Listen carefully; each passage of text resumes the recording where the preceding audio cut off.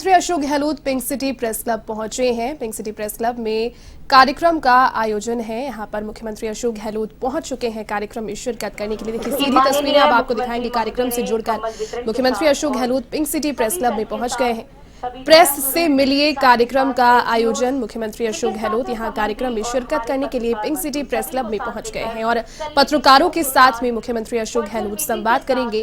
Press से मिलिए इस कार्यक्रम को टाइटल दिया गया है। पत्रकारों के साथ में उनका संवाद इस कार्यक्रम के जरिए। एक बार जोरदार तालियां आप सबकी तरफ से होनी चाहिए। साथ ही साथ सरकार ने जो 3 साल पूरे किए हैं उस पे भी सर आपको पिंक सिटी प्रेस क्लब की तरफ से बहुत सारी शुभकामनाएं होनी चाहिए तालियों की गड़गड़ाहट के साथ। बहुत बहुत धन्यवाद। तो लीजिएगा आगे बढ़ते हैं और स्वागत की परंपरा को आप सभी के बीच में आगे बढ़ाना चाहेंगे। मैं सबसे पहले निवेदन करना चाहूंगी पिंक सिटी प्रेस क्लब के अध्यक्ष मुकेश मीना जी एवं साथ ही साथ महासचिव रामेंद्र सोलंकी जी से कि वे सर का स्वागत करें। सूत की माला के साथ हम सब मिलकर यहाँ स्वागत करना चाहेंगे और सबसे पहला स्वागत मुकेश मीना जी और रामेंद्र सोलंकी जी के द्वारा आप सभी के बीच में तालियों की गड़गड़ाहट के साथ। इसी कड़ी में मैं अगला नाम आमंत्रित करना चाहूंगी उपाध्यक्ष महोदय श्री राजकुमार शर्मा जी का।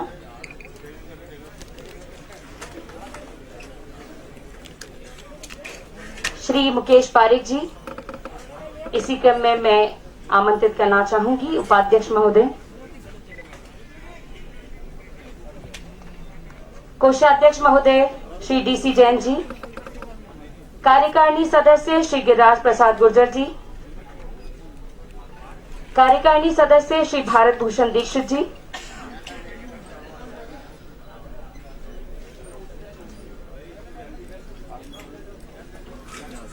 मैं निवेदन करना चाहूंगी इसी कड़ी में कार्यकारिणी सदस्य श्री पुष्पेंद्र सिंह राजावत जी से।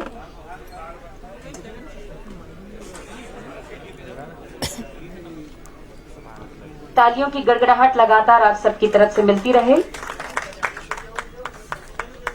कार्यकारिणी सदस्य नमो नारायण अवस्थी जी, कार्यकारिणी सदस्य श्री मांगीलाल पारिक जी, कार्यकारिणी सदस्य श्री राहुल भारद्वाज जी, कार्यकारिणी सदस्य श्रीमती अनीता शर्मा जी से निवेदन करूंगी कि वे पुष्प गुच्छ देकर माननीय मुख्यमंत्री महोदय का स्वागत करें। कार्यकारिणी सदस्य श्री निखिलेश कुमार शर्मा जी, कार्यकारिणी सदस्य श्री ओमवीर भार्गव जी, कार्यकारिणी सदस्य श्री वसीम अकरम कुरैशी जी। ये स्वागत की परंपरा आप सभी के बीच और अब आप सबकी तरफ से एक बार पुनः जोरदार तालियों की गड़गड़ाहट के साथ स्वागत होना चाहिए। बहुत बहुत धन्यवाद। मैं निवेदन करूंगी कि आप अपना स्थान ग्रहण करें। स्वागत उद्बोधन के लिए मैं मुकेश जी से निवेदन करूंगी, लेकिन उससे पहले मैं आप सबके लिए माननीय मुख्यमंत्री महोदय का जिस तरह का व्यवहार हमें देखने को मिलता है उस पर 2 पंक्तियां अर्ज कर रही हूं। उसके बाद कार्यक्रम को आगे बढ़ाऊंगी। सर आपका भी ध्यान इस तरफ चाहूंगी कि कुछ दर्द सहन तो कुछ इलाज करना पड़ता है, कुछ दर्द सहन तो कुछ इलाज करना पड़ता है, कभी सख्त तो कभी नरम मिजाज रखना पड़ता है। कुछ अच्छा करने के लिए आप सबको साथ लेकर चलना पड़ता है। साथियों ये कोरोना काल है, साथियों ये कोरोना काल है, इसमें हर निर्णय सोच समझ कर लेना पड़ता है। एक बार सर के लिए जोरदार तालियां आप सबकी तरफ से होनी चाहिए। जिस तरह से देखिए कि हमारी सरकार जिस तरह से कार्य कर रही है कि निर्णय बनाती है लेकिन जनता को और सभी को साथ लेकर के चलती है और 3 साल की उपलब्धियां जो देखने को मिली है सच में सराहनीय है। आपका बहुत बहुत आभार है माननीय मुख्यमंत्री जी कि आप इस तरह की सोच को लेकर के चल रहे हैं। तो लीजिएगा अब आगे बढ़ते हैं। स्वागत उद्बोधन के लिए मैं आमंत्रित करने जा रही हूं आप सभी के अपने युवा अध्यक्ष जिन्हें की 28 साल में पिंक सिटी प्रेस क्लब ने पहली बार निर्विरोध चुना है। स्वागत के लिए मैं निवेदन करूंगी स्वागत भाषण के लिए अध्यक्ष महोदय श्री मुकेश मीना जी से।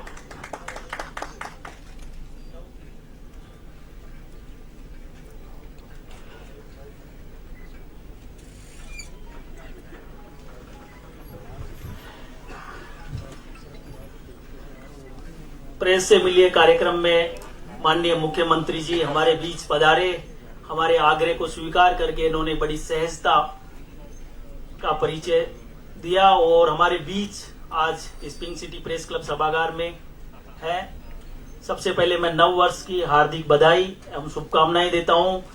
सरकार के 3 साल सफल 3 साल पूरे होने पर प्रदेश को जिस तरह से चहुमुखी विकास और हर क्षेत्र में हर वर्ग को लाभ मिला योजनाओं का, उसी के साथ जो पत्रकारों की समस्याओं का भी ध्यान रखा, उसके लिए तहे दिल से मैं पिंक सिटी प्रेस क्लब परिवार, मेरी टीम और सभी पत्रकार साथियों की ओर से आपका स्वागत अभिनंदन करता हूं।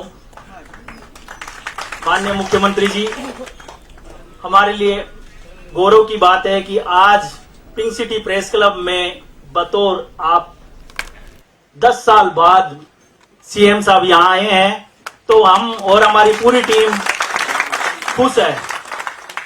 पत्रकारों की काफी समस्याएं भी हैं जिनसे आप वाकिफ हैं और काफी समस्याएं आपने इतनी सहजता से सॉर्ट आउट की, इतनी सहजता से उनका निराकरण किया, उसके लिए हम आपका तहे दिल से आभार है। कोविड का बड़ा विकराल रूप जब सामने देखने को मिला पिछले 2 साल में, तो हमने सब आपसे जब आग्रह किया कि सबसे पहले हमने कहा कि सर वैक्सीनेशन की, तो आपने तत्काल आपने डायरेक्शन जारी किए और पत्रकार और उनके बोले पत्रकारों को नहीं, आपने ये कहा कि नहीं आपके परिजनों को भी वैक्सीनेट होना चाहिए, तो आपने सहजता से डायरेक्शन दिए और हमारे इस प्रेस क्लब में 2700 पत्रकारों और परिजनों को वैक्सीनेशन लगा। आपका तहे दिल से साधुवाद। साथियों, आज सीएम साहब हमारे बीच में हैं। सीएम साहब ने जब वरिष्ठ पत्रकार पेंशन योजना पिछली सरकार में बंद हो गई थी, हमने आग्रह किया सभी ने, और साहब ने बड़ी दरियादिली और इनकी खुद की दिली इच्छा थी, तो व्हाट्सएप पे एप्लीकेशन लिखे स्वीकार किया। ये देश का पहला उदाहरण है जो 5000 पेंशन स्वीकार की और तत्काल उसके बाद में राज्य सरकार की दूसरी वर्षगांठ पे आपने 10,000 की, और फिर बजट में जैसे बजट में आया तो बजट में उसमें जिक्र नहीं था। हमने सरकार से आग्रह किया, साहब आपसे कहा कि साहब पत्रकारों का जिक्र नहीं है बजट में, रिप्लाई में उम्मीद है आप करें, लेकिन आपने हमारी बात को रखी और रिप्लाई में 10,000 से फिर 15,000 रुपए आपने पेंशन की। हम तहे दिल से आपका स्वागत करते हैं सर। इसी प्रकार आपने कोविड में जब बड़ी दिक्कत आ रही थी, समस्याएं आ रही थी पत्रकारों को, सबने पत्रकार 24 घंटे विषम परिस्थितियों में काम करते हैं, तो उनकी समस्याओं को ध्यान में रखते हुए आपने एक बड़ी घोषणा की एक्स ग्रेसिया के तहत 50 लाख रुपए, अगर अधिस्वीकृत पत्रकार की डेथ होती है तो 50 लाख रुपए की घोषणा आपने की। इससे बड़ी राहत मिली। साथियों, आपको मैं जानकारी अभी देना चाहूंगा कि उसमें कुछ अड़चने आ रही थी, लेकिन साहब ने बड़ी उसमें गंभीरता दिखाते हुए डायरेक्शन जारी किए और राजस्थान के 5 पत्रकारों को 50 लाख रुपए की सैंक्शन जारी हो चुकी है। और बाकी जो प्रकरण है, हमारा आग्रह है कि साहब उनको उन पर डायरेक्शन जारी करेंगे और तत्काल जो राहत उनको मिलेगी। कुछ प्रकरणों में कुछ अधिकारियों ने कुछ क्यूरीज मांगी है कि भाई कहाँ काम कर रहे थे, छोटी मोटी दिक्कतें थी, तो सर उसको भी थोड़ा सा प्रमुखता से लें ताकि उन सभी लोगों को राहत मिल सके जो जर्नलिज्म करते हुए हमसे बिछुड़ गए। और पत्रकार कल्याण कोष में आपने 1 लाख से 2 लाख रुपए किया। हमने जो भी फार्म यहाँ से भिजवाए उनको वेरीफाई करके भिजवाए। सभी साथियों को 1 वीक में 1-2 लाख रुपए तक की मदद मिली है, चाहे दुर्घटना हो या और कोई दिक्कत हो, उन सभी को ये सहायता भी आपके द्वारा दी गई है। तो मैं सभी आपने जो कदम उठाए उनके लिए आपका आभार प्रकट करता हूं, बहुत बहुत धन्यवाद करता हूं सर। कुछ समस्याएं हमारी है सर, ये मौका है। पत्रकार आवास योजना बड़ी विकट समस्या है। आपने पिछले कार्यकाल में पत्रकार आवास योजना नाइला सर्जित की और उसमें 578 लोगों को लॉटरी हो गई और लॉटरी के बाद में प्लॉट नंबर भी मिल गए। मैं खुद भी उसमें एक आवंटी था और मेरे पड़ोसी वो किशोर शर्मा जी हैं पूर्व अध्यक्ष, बोलते बोला कि उन्होंने तो नक्सल प्लान भी तैयार करवा लिया था सर हमने। और सभी को ये उम्मीद थी कि सीएम साहब की वजह से ये हुआ, क्योंकि पहले वाली जो पत्रकार कॉलोनी थी वो भी आपकी ही देन थी, लेकिन किन्हीं कारणों से सर वो अटक गई। अब हम ये चाहते हैं कि जो हमारा वो सपना है वो पूरा हो जाए। आप मीडिया फ्रेंडली है, आप हमारे परिवार के मुखिया है और आप हमारे प्रेस क्लब के मानद सदस्य हैं, इस परिवार के मुखिया हैं। तो पत्रकार आवास योजना मिले 578 वो उनका निराकरण हो जाए। जो नए पत्रकार है उन साथियों को भी इसमें उनके आवेदन मांग लिया जाए और उनको आवास मिल जाए। एक सर, आज अभी कोविड के दौरान हमें देखना पड़ा कि काफी समस्याओं का सामना करना पड़ा। बड़े संस्थानों ने छटनियां की, काफी दिक्कतें आई, राइडर भी लगाए गए, कुछ साथी बेरोजगार भी हुए, लेकिन आपने राहत प्रदान की, उसके लिए आपका आभार। लेकिन अब चूंकि डिजिटल जमाना आ गया, डिजिटल मीडिया का बड़ा युग है, तो अब सर जो बदलते परिप्रेक्ष्य में एक नया डिजिटल मीडिया आ रहा है, तो हम चाहते हैं सर उसमें क्या है कि जो जॉब क्रिएशन भी है, नए पत्रकारों को वहां जॉब मिल रहा है, तो डिजिटल मीडिया अगर पॉलिसी लाई जाती है, लागू की जाती है, तो प्रदेश के काफी पत्रकारों को उसको संबल मिलेगा, तो उसका लाभ मिले। डिजिटल मीडिया पॉलिसी लागू की जाए। राजस्थान में 1-2 स्टेट, छत्तीसगढ़, एमपी की तरफ उसका प्रोसेस भी है, लागू भी की गई है, ताकि उनको संबल भी मिलेगा और एक नया जो माध्यम है जो उसका फायदा मिलेगा। तो डिजिटल मीडिया पॉलिसी लागू की जाए। एक हमारी सर पत्रकार सुरक्षा कानून, चूंकि पत्रकार 24 घंटे विषम परिस्थितियों में काम करते हैं, अपनी जान जोखिम में डालते हैं। किसी की अच्छी खबर लिखते हैं तो तारीफ मिल जाती है, लेकिन अगर किसी के अगर आलोचना, कमियां अगर आ जाती है तो कई बार कई माफियाओं से भी उनको जूझना पड़ता है। तो पत्रकार सुरक्षा कानून लागू किया जाए प्रदेश में, ताकि पत्रकार बेखौफ होकर अच्छी तरह से काम कर सके और निष्पक्षता से अपनी आवाज बुलंद कर सके। एक कैशलेस मेडिक्लेम पॉलिसी आपकी है सर। आपने प्रदेश के जन जन को चिकित्सा सुविधा देने के लिए आपने चिरंजीवी योजना लागू की, बहुत ही बेहतरीन योजना लागू की और देश की पहली योजना है जो राइट टू हेल्थ की तरफ अग्रसर है, आप ला रहे हैं। हम सर यह निवेदन करते हैं कि हम चिरंजीवी योजना के हम भागीदार, हम अपना वो क्लेम खुद कराते हैं। आपसे आग्रह है कि जो मेडिक्लेम कैशलेस है, कुछ अधिकारी ये मंशा रखते हैं कि जो मेडिक्लेम कैशलेस 3 लाख की जो पहले से चल रही है उसको रोक दिया जाए, तो उसको कंटिन्यू करें, कंटिन्यू रखें। हमारी जो कैशलेस मेडिक्लेम पॉलिसी उसको कंटिन्यू रखें और चिरंजीवी को इसमें कन्वर्ट नहीं करते, उसको पृथक ही रखें सर। साथ ही जो अधिसूचना नियमों में थोड़ी सी अड़चन आ रही है सर, हमारे काफी पत्रकार साथी अपने फोटो जर्नलिस्ट है, वीडियो जर्नलिस्ट है, कुछ लोग हैं जो 10-10 साल से काम कर रहे हैं, काफी है। तो उनमें क्या है कि एक शैक्षिक योग्यता का राइडर लगा हुआ है, अब 10 साल से जर्नलिज्म कर रहा है, 12वीं पास तक सीनियर सेकेंडरी पहले थी, लेकिन उनका ग्रेजुएशन करने से वो अकेडेशन रुक रहा है। अगर उनका शिथिलता दी जाए, पहले भी दी गई है शिथिलता, काफी अधिसूचना हुए भी हैं, तो उनमें शिथिलता मिल जाएगी, तो हमें उन सभी साथियों को अधिसूचना का लाभ मिलेगा और उनको बड़ा प्रोत्साहन मिलेगा।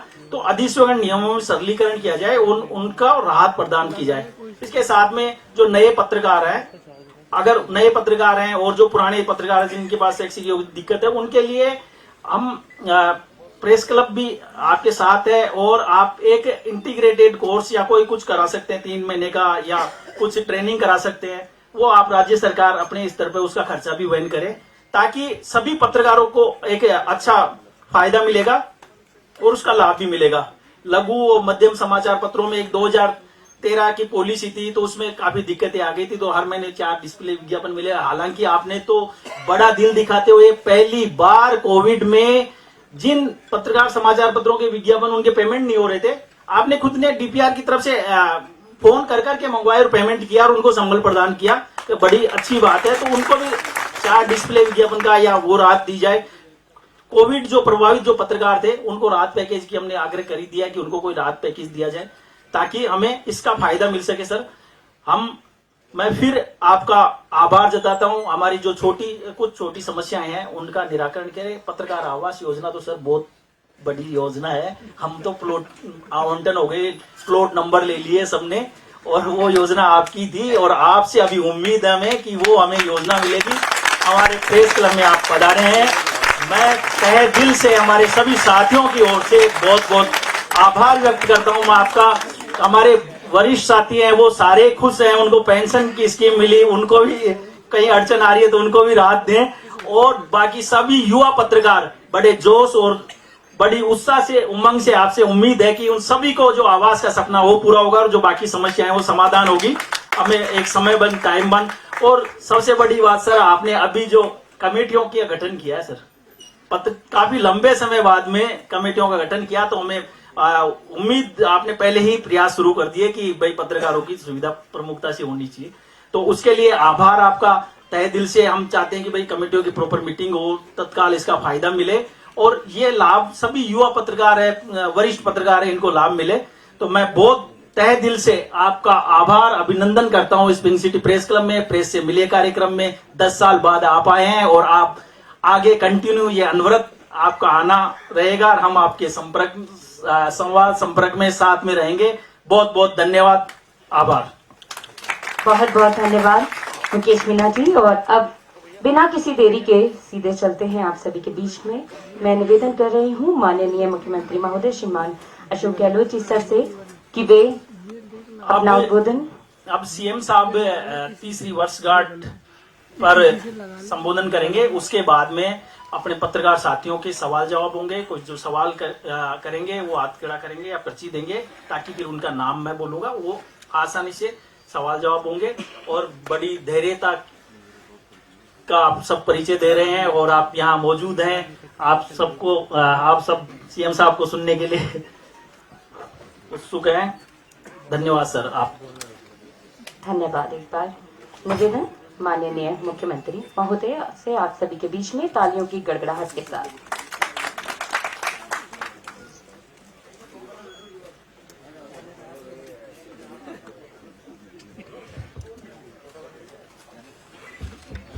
बार बार बोल रही है कि तालियों की गड़गड़ा के साथ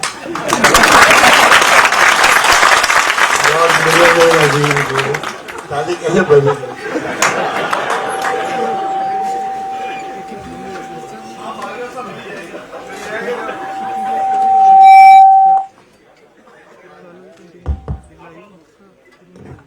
तीन साल की उपलब्धियों के बारे में तो कुछ बात हो जाएगी। मैं कुछ जनरल बातें करना चाहता। आपने की है, आपके अध्यक्ष जी ने, मुकेश मीणा जी ने, सोलंकी जी बैठे हैं, तमाम आपके कार्यकारिणी सदस्य का, पदाधिकारी का, आपने जनरल बातें करी है कि आपकी समस्या क्या क्या नहीं है। मैं भी वहीं से शुरू करता हूँ। एक तो मैं इतना कहना चाहूँगा, पहली बात तो जो आज हॉल भरा हुआ है, ये प्रेस क्लब बनने के बाद पहली बार हुआ ऐसा हॉल मैंने जब देखा नहीं था। नंबर 1। नंबर 2 जो है, आप में बहुत उत्साह नजर आ रहा है। और नंबर 3 जो उत्साह नजर आ रहा है, तो इसका मतलब आपकी अपेक्षा मुझसे काफी होगी। और मैं ये कहना चाहूंगा आपको कि जितनी आपकी मुझसे अपेक्षा है, उससे ज्यादा मैं आपको करना चाहता हूँ। अभी नीचे मीटिंग हो रही थी अध्यक्ष जी के साथ में, तो मेरी बहुत शिकायतें थी। अब ये मुझसे कह रहे हैं 10 साल बाद आप आए, तो कसूर किसका है? मुझे बुलाया कब था? बुलाए थे, मैं नहीं आता, अलग बात है। एक आध बार आपने कहा होगा, ऐसा नहीं। मैं खुद चाहता हूँ, आज नहीं बचपन से जब से मैंने राजनीति शुरू की है, मेरा रिश्ता प्रेस के साथ में बहुत ही पवित्र रहा, पावन रहा। मैंने कभी जो है ना उनको खिलाया पिलाया, ना दारू पिलाई उनको, बल्कि चाय भी उन्होंने पिलाई हुई मुझे। आप सोचिए, बाद में कह रहा हूँ, बहुत गंभीरता से कह रहा हूँ कि चाय भी मुझे पत्रकार मित्र जो बैठते थे हम लोग बचपन में, तब से लगा करके हमेशा जब कोई मौका लगा तो चाय पीने जाते थे ना, तो पेमेंट वो करते थे, मुझे देते, दिक्कत नहीं होती थी। कहना मतलब ये रिश्ता है, ये पेमेंट तो मैं भी कर सकता, कोई कर ले, पर इतना पवित्र रिश्ता रहा मेरा। तो आप सोच सकते हो, 20 साल पहले जब मैं मुख्यमंत्री बना, तब से आज तक मैं उस रिश्ते को निभाने की कोशिश कर रहा हूँ। इसलिए मैं हमेशा ध्यान रखता हूँ खुद आगे बढ़ करके कि भाई मैं क्या कर सकता हूँ, क्योंकि आपकी भूमिका मैं कम नहीं मानता। अगर कोई राजनीतिक कार्यकर्ता है, कुछ सब तो MLA बनते नहीं है, मंत्री मुख्यमंत्री नहीं बनते, पर जो काम तो करते हैं उसी ढंग से आप लोग जिंदगी में एक आपने चुनाव किया इस क्षेत्र में आने का, और कितनी कठिनाई आती होगी, सभी तरह की, फाइनेंशियली भी और भी करने आती होगी, उसको आप फेस कर रहे हो। कोई वीकली, कोई फोर्टनाइटली निकालता है, कोई डेली निकालने की कोशिश करता है, फिर फेल हो जाता है, वापस शुरू करता है। कितने प्रयोग करते हैं आप में से कई लोग, मैं देखता रहता हूँ। तो कहने का मतलब आपकी जो जमात है उसको मैं बहुत महत्व देता हूँ। जितना शायद आप नहीं सोचते होंगे उससे ज्यादा मैं महत्व देता हूँ, और बिना आपके कहीं भी देता हूँ, और दिल से देता हूँ, क्योंकि वास्तव में आप उसको डिजर्व करते हैं। ये स्थिति में चल रहा हूँ। अब क्या होता है, कोई कम्युनिकेशन गैप है, क्योंकि मैं जब आया था 20 साल पहले, तब मैंने जो शुरुआत करी थी, जब अभी इसका जिक्र करी थी मेडिकल का भी और अन्य योजनाओं का, तो मैं वो व्यक्ति हूँ जो शायद आप में से कोई साथी बैठे हैं पुराने लोग जो मालूम होगा, पत्रकार कल्याण कोष मैंने खुद ने बनाया, किसी ने मांग नहीं करी थी। एक तो मांग करो, ज्ञापन दो, पीछे बढ़ो और फिर सरकार फैसला करे। और एक मुख्यमंत्री खुद कह रहा है कि नहीं, पत्रकार कल्याण कोष बनना चाहिए, साहित्यकार कल्याण कोष बनना चाहिए। बाद में मैंने साहित्यकारों को किया, फिर मैंने कलाकारों को किया, पर शुरुआत मैंने पत्रकार कल्याण कोष से करी थी। उससे अंदाज लगा लीजिए कि मेरे दिल में क्या है, मेरे दिल में क्या है। अच्छा, मेरे कोई न्यूज छपे नहीं छपे, मैं ज्यादा चिंता नहीं करता हूँ, क्योंकि आपकी अपनी मजबूरी है, आपके मालिकों की मजबूरी है। मालिकों को कोई कमिटमेंट है नहीं आपकी तरह। मालिक तो मालिक है, वो तो इंडस्ट्री की तरह, इंडस्ट्रियलिस्ट की तरह है, वो व्यापारी है। वो तो चाहे वो कुछ नाराज मुझसे हो सकते हैं, तो मैं जानता हूँ वो जब चाहे आपको हटा सकता है, निकाल सकता है। जब चाहे, जब हम लोग टार से पोस्टिंग करते हैं, वो टार से पोस्टिंग कर देता है। आप इस्तीफा नहीं दो तो आपको बेंगलोर भेज देगा, आप क्या करोगे? नौकरी छोड़ दो भाई और किसी ग्रुप को देखो। अपन ये हालातों में आप लोग चल रहे हो, आपकी पीड़ा आप ही समझ सकते हो। लिखने की स्वतंत्रता आपकी, चौथा स्तंभ आप, और उसके बाद में आपकी मजबूरी।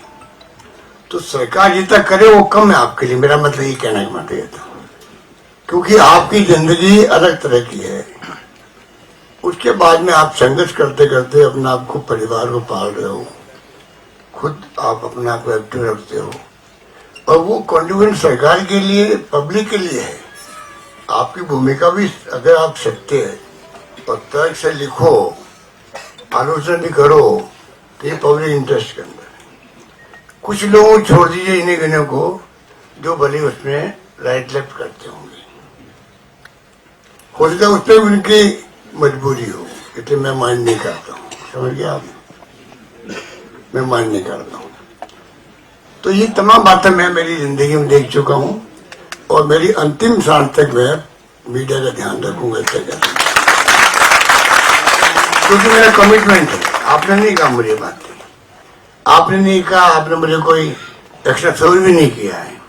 किया होगा तो अपने दिल से किया होगा, लिखने में किया होगा, अपने हिसाब से किया होगा, जजमेंट से किया होगा। तो मैंने कहीं बुला के मेरे कमरे में बात नहीं करी कि भाई आप जरा इसको देखो, आप क्या कर सकते हो, झूठी खबरें फैलाओ या झूठी खबरें दो, या मेरे पक्ष में लिखो या ये लिखो। ठीक है, कभी कोई पॉइंट बता दिया हो, ये भी हो सकता है।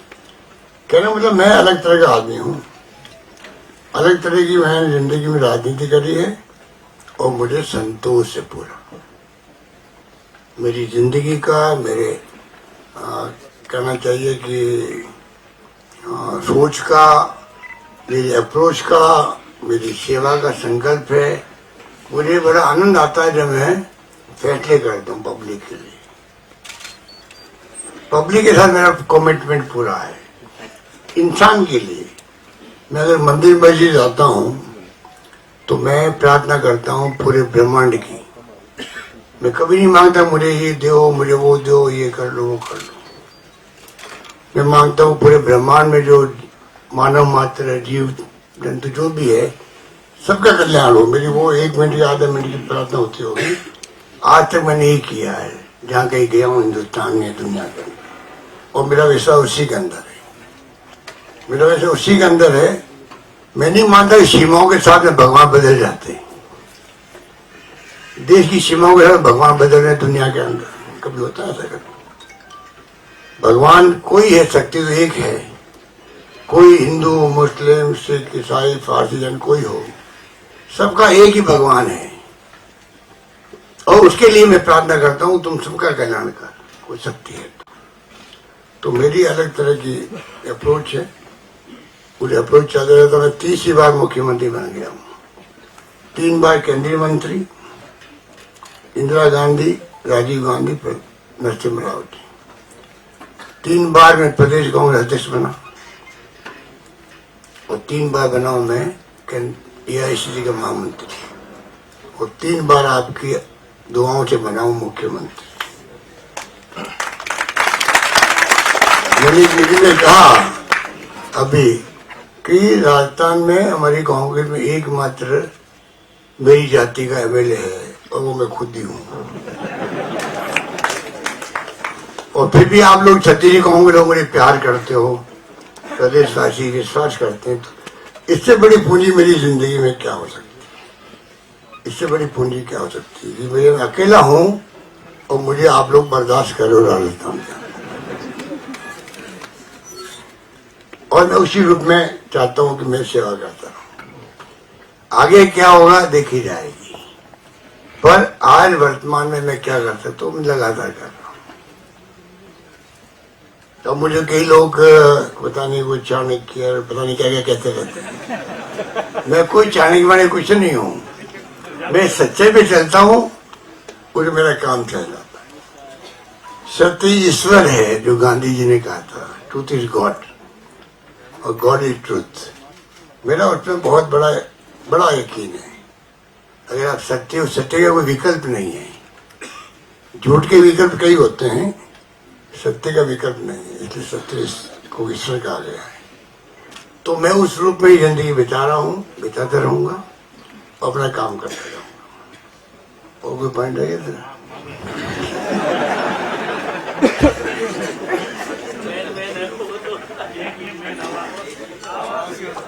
लिखा मैंने, लिखा आवास योजना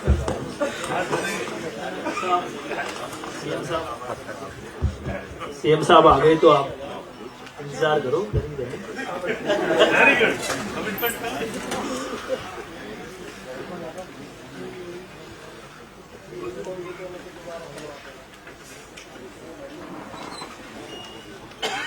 कोई क्वेश्चन से करना आपको?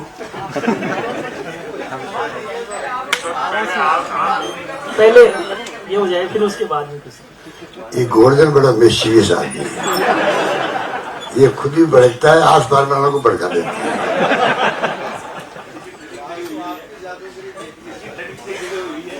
क्या? अच्छा, वेरी गुड। कातिल का था तो योग।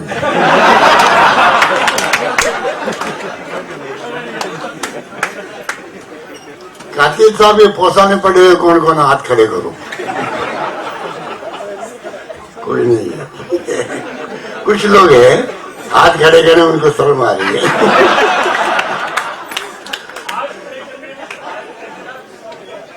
देखो कातिल साहब कुछ भी है, पोशाक तो उनकी है। देखो कुछ पोशाक में कई बच्चे निकले हैं, बड़े हुए हैं, आगे बढ़ते जा रहे हैं कहीं न कहीं। ये तो कहना पड़ेगा उस व्यक्ति के बारे में कि वो कैसी फितरती आदमी है, परंतु वो है वही है। बताइए बाबू, देसी शो है, कहाँ से वो पत्रिका बुलाता है, बम्बई से बुलाता है, दिल्ली से बुलाता है, जयपुर से बुलाता है, बताइए आप, और आराम से बैठता है और क्वेश्चन से करवाता है। क्या ठाते बताओ?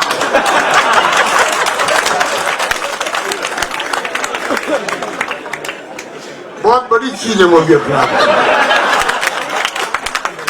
सुबह यूपीए गवर्नमेंट देखता था मैं उसको, सुबह 4 बजे आता फ्लाइट से पीएम के साथ में, और स्नान करके 6 बजे वापस उपराष्ट्रपति के साथ वापस जा रहा था। तो कुछ तो खासियत थी, 10 साल तक उसने पूरी दुनिया छान मारी, प्रधानमंत्री, राष्ट्रपति, उपराष्ट्रपति, कुछ तो खासियत है उसके अंदर, ये तो मानना पड़ेगा। और वो नई बात नहीं है, कातिल कोई नाम रखा गया तो सोच के रखा है। कितने लोग कत्ल किया होगा पता नहीं। नौकरी में था तो भी कत्ल करता था, अभी तक ऐसा आदमी मिलना बहुत मुश्किल है। अजय जो कमियां हैं वो भी वो शेयर कर देता है। बहुत कम लोग ऐसे होते हैं, ये उसकी प्लस पॉइंट है।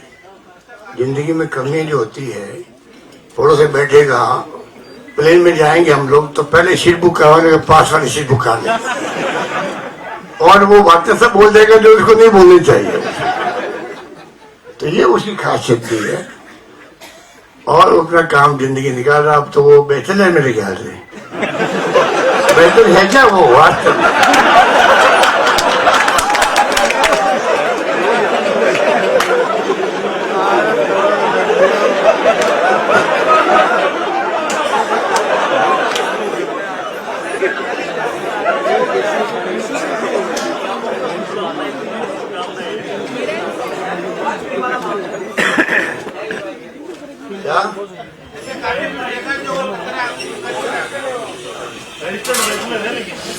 नहीं, वास्तव में मैं उसकी खूबियों की तारीफ कर रहा हूँ, मैं इससे कर रहा हूँ। आप लंदन चले जाओ, उसका गुलदस्ता पहुंच जाएगा वहां पर, कुछ तो खासियत है उसके अंदर। बम्बई जाओ, गुलदस्ता जगदीश चंद्र, बताइए। मतलब उसका सिस्टम देखो, ये सीखने की बातें हैं अपने को, कई बातें सीखो उससे। आदमी गुलदस्ता भेजता है, कहीं जाओ आप, किसी को भेजना हो, और पटाना में एक मास्टर आदमी। मैं उनको देख रहा हूँ 30 साल से। पहले हमारे नेता थे यहाँ पर, मैं केंद्रीय मंत्री था, एक बार इंचार्ज बने थे यहाँ बीसी शुक्ला, हमारे केंद्रीय मंत्री थे, इंचार्ज राजधानी थे। तो हमारे कांग्रेस नंबर 1 जगदीश कार्तिक उनके खास थे। फिर नटवर सिंह जी आ गए तो नंबर 1 वही थे उनके। रामबाग उनका पक्का, रामबाग में कातिल साहब का रुतबा चलता है। और फिर आगे हमारे अहमद पटेल हो, चाहे वो अजय माकंडी हो, कोई भी हो, वो अपने हिसाब से सबको इम्प्रेस करता। देखो ये बात तो कहेंगे, बड़ी इम्प्रेस करता। अब देखिए आप, पट्टियों का मास्टर कौन है? जगदीश कार्तिक। किसी को पकड़ रखा उस आदमी ने, किसी पकड़ रखा है, उसकी उसने मास्टरी करवा दी और कह दिया कि इसमें कॉम्प्रोमाइज नहीं होगा, पट्टियों को चलाओ, जो मेरे संबंध जो बिगड़ते बनते हैं उसके साथ चलाते रहो। तो ये तो बहुत बड़ी बात है। इस रूप में क्या वो पहले उसमें थे, ईटीवी में थे, फिर वो चले गए जी में, जी से पहुंच गए फर्स्ट इंडिया। अब आगे का रास्ता तो कोई जानते थे, तो वो अपना इंतजाम एडवांस में रखते हैं, अपना इंतजाम एडवांस में रखते वो, है ना, एडवांस में है उनका इंतजाम। अगर फर्स्ट इंडिया से अगर हटना है तो कहाँ जाना उनको मालूम पहले। तो ये बातें तो हुई आपके कातिल साहब के बारे में।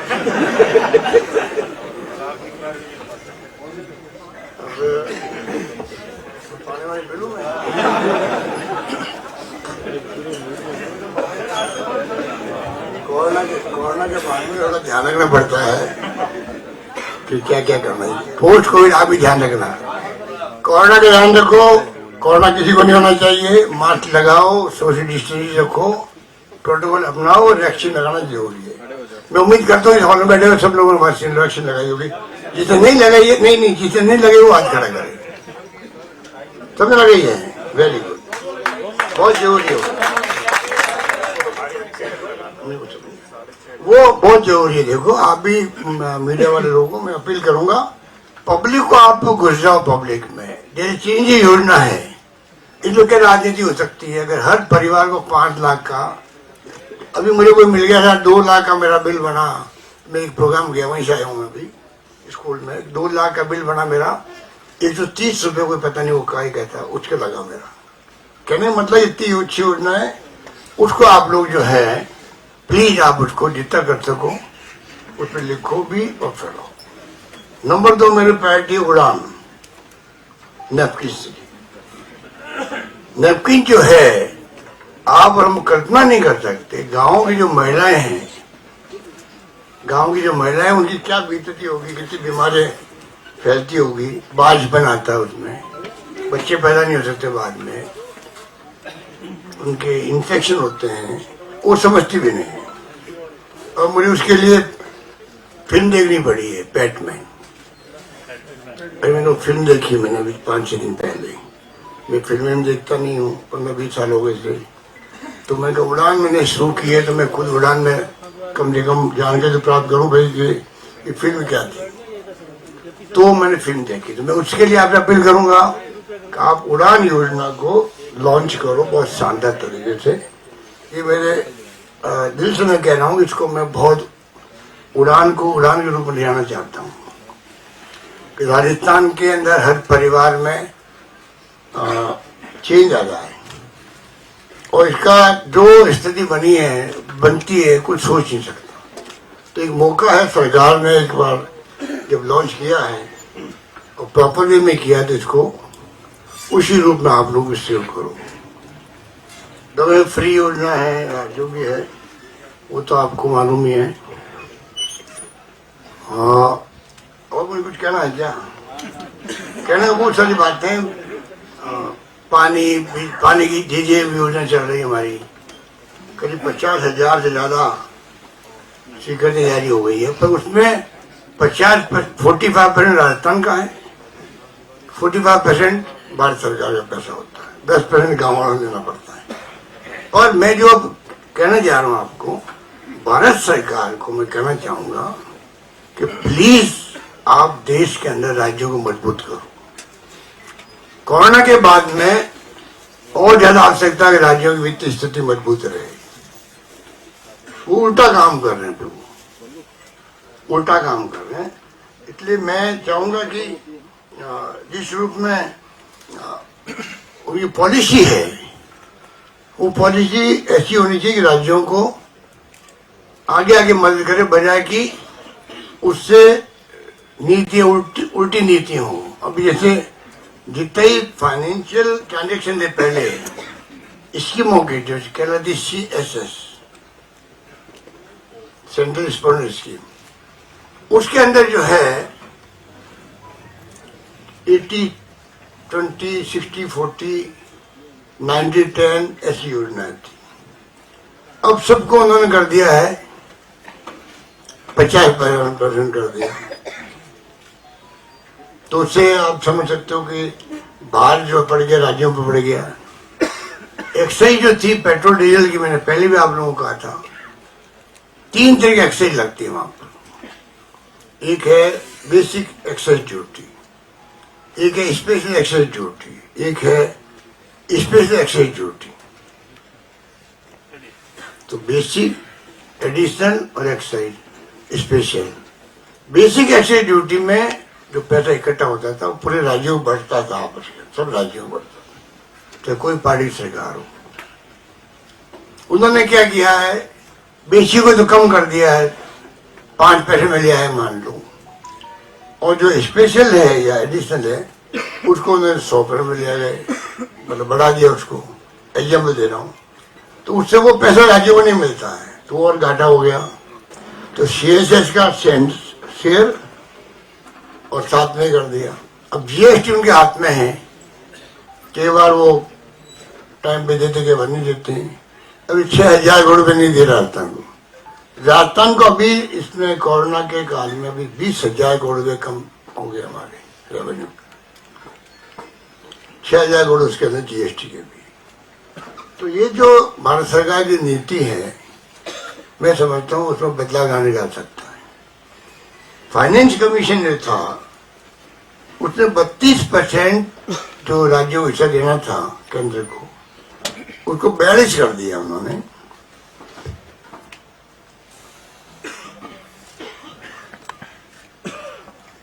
कर दिया तो हमें बड़ी खुशी हुई। तो उन्होंने उसका तरीका दूसरा निकाल दिया, जिससे कि हमें कोई फायदा नहीं मिला उसका। ये जो मैंने अभी आपको बताया CSS वाला, एक्शन वाला, उन्होंने वापस बदल दिया, रेशियो बदल दिया, तो वापस वो कहाँ आ गया। इस प्रकार के हालात तो हम लोग चल रहे हैं। फिर भी राजस्थान सरकार ने बहुत अच्छा मैनेजमेंट किया है, ये मैं कह सकता हूँ। आप भी देख लें, बजट पिछली बार आया वो शानदार बजट आया था, कोई किसी को उम्मीद नहीं थी कोरोना काल में ऐसा बजट आ सकता है। हमने प्रयास किया कि हमारा राजस्थान आगे बढ़े, पिछड़ा क्यों रहे, कैसी भी स्थिति है तो उसको हमें मैनेजमेंट के द्वारा आगे बढ़ाना चाहिए। तो अच्छा बजट पेश किया, अच्छी स्कीम लेके आए, और मुझे इस बात की खुशी है कि जो स्कीम हमने अनाउंस की थी उसमें लोगों ने देखा भी अनाउंसमेंट हो गया, पता नहीं इम्प्लीमेंट होगी कि नहीं होगी। जिससे मैं मिलता हूँ MLA से, पहली बार एक MLA कह रहा था आपने खाली घोषणा नहीं करी, जो घोषणा करी मेरे क्षेत्र में लागू हो गई, टेंडर हो गए या प्रोसेस काम भी शुरू हो गया, तो अधिकांश काम हो रहे हैं। ये स्थिति भी है राजस्थान के अंदर 3 साल के अंदर। 1 साल काम करने का मुझे मौका मिला, 2 साल चला गया कोरोना के अंदर। 460 VC मैंने करी है गवर्नेंस के लिए, 100 से अधिक तो हुई होगी खाली कोरोना को लेकर हुई होगी। पर मैंने अनुभव किया कि ये वीडियो कॉन्फ्रेंसिंग के माध्यम से भी आप सब कुछ काफी कुछ कर सकते हो। आप आराम से पूरी रात में एक साथ बात कर लो। बल्कि मैं यह कहूंगा कि वो तो एक जो की बात है, पब्लिक में तो जानी चाहिए, मुख्यमंत्री को, मंत्रियों को, MLA को रूबरू होना चाहिए, होंगे भी कोरोना के बाद में। परंतु सहयोग से मैं समझता हूँ 500 करोड़ बढ़ गए होंगे। टेंट फैंट तो पहले लगते हैं, हालांकि टेंट वाले दुखी हो बेचारे, उनकी इनकम कम हो गई, परंतु ताम जाम जा रहे हैं, मंत्री आ रहे हैं, अधिकारी जा रहे हैं, आ रहे हैं, लाखों करोड़ रुपए खर्च होते हैं, वो पैसा बच गया हमारा। पर गवर्नेंस में कोई कमी नहीं आने दी हमने। गवर्नेंस में बेस्ट गवर्नेंस हम राजस्थान को देने का प्रयास किया है, बेस्ट मैनेजमेंट किया हम लोगों ने, जिसकी ख्याति पूरे राजस्थान में, देश में नहीं बल्कि दुनिया के मुल्कों में राजस्थान का नाम हुआ है। चाहे बिरोड़ा मॉडल से हुआ हो, चाहे रामगिरी मॉडल से हुआ हो, और चाहे मैनेजमेंट से हुआ हो। अभी हमने दबाव दिया सरकार पर, जब उन्होंने राज्यों में छोड़ दिया कि आप वैक्सीन लगाओ खुद खरीद करके। हमने 3000 का बजट अलग किया उसके लिए, परंतु साथ में लड़ी हम लोगों ने। आखिर में प्रधानमंत्री को कहना पड़ा हम खुद लगाएंगे। राज्य लगा भी नहीं सकते थे क्योंकि कई मुल्कों ने कह दिया कि हम आपको नहीं देंगे राज्यों को, हम तो केंद्र सरकार को दे सकते हैं वैक्सीन। तो वो आखिर के अंदर उनको मानना पड़ा। अभी हमने पहला लेटर मैंने लिखा प्राइम मिनिस्टर को 1.5-2 महीने पहले कि आप जो है आप बूस्टर डोज लगाओ। WHO कह रहा बूस्टर बूस्टर बूस्टर 3 बार लिख रहा वो, भाई आप बूस्टर भी जाओ, उसका इफेक्ट कम होता जाता है वैक्सीन का। बच्चों की वैक्सीन लगाने के लिए कोई 100 मुल्क ने लगाना शुरू कर दिया है, बल्कि 5 साल के बच्चों ने शुरू कर दिया है। उसका हमने दबाव बनाया। प्राइम मिनिस्टर ने अभी घोषणा करी, संदेश देके उन्होंने की है 15 साल तक करी है। मीडियम आ रहे थे 12 का आ रहा था उस वक्त में, 7 साल चल रही थी, कोई कंफ्यूजन था। 15 का इशू है, मैं भी वही करके आया हूँ 9 इंच। कहने का मतलब ये कि आज भी मैं प्रधानमंत्री से मांग करना चाहूंगा कि आप तैयारी रखो।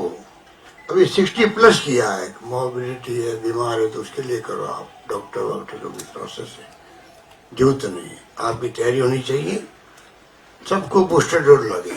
जब सबको बचाना हम लोगों को, तो उसके अंदर इफेक्ट कम होता है, सबको मालूम है। और